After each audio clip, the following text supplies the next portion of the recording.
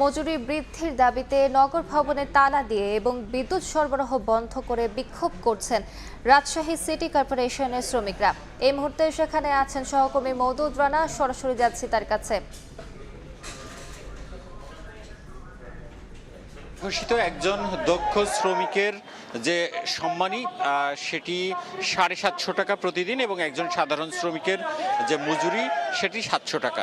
কিন্তু রাজশাহী সিটি কর্পোরেশনে সরকার ঘোষিত শ্রমিকদের যে মজুরি প্রদানের নিয়ম সেটি আসলে মানা হয় না এবং সেটির কারণেই এখানকার যারা দিন হাজিরা ভিত্তিক শ্রমিকরা রয়েছেন তারা বিক্ষোভ করছেন এবং তারা আজ বেলা 11:30 থেকে এই বিক্ষোভ শুরু করেছেন।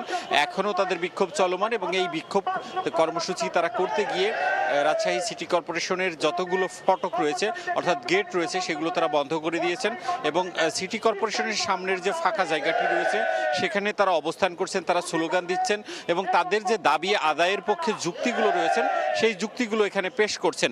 অন্যদিকে তারা যেটি বলছেন যে তাদের 4 মাসের বেতন বকেয়া রয়েছে, সেই বেতন বকেয়া দিতে হবে এবং সরকার ঘোষিত যে 750 টাকা একজন শ্রমিকের মজুরি সেটি তাদের দিতে হবে। এছাড়াও তাদের প্রত্যেক বছর 15 দিনের যে ছুটি সেটি দিতে হবে।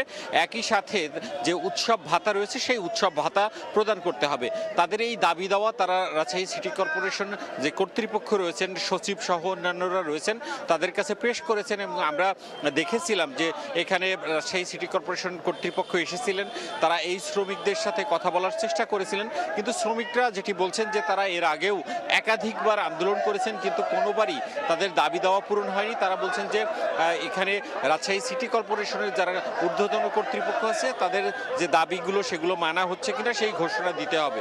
ফলে এখন পর্যন্ত আসলে এই দাবি মানা হবে কিনা সেটি আসলে নিশ্চিত না।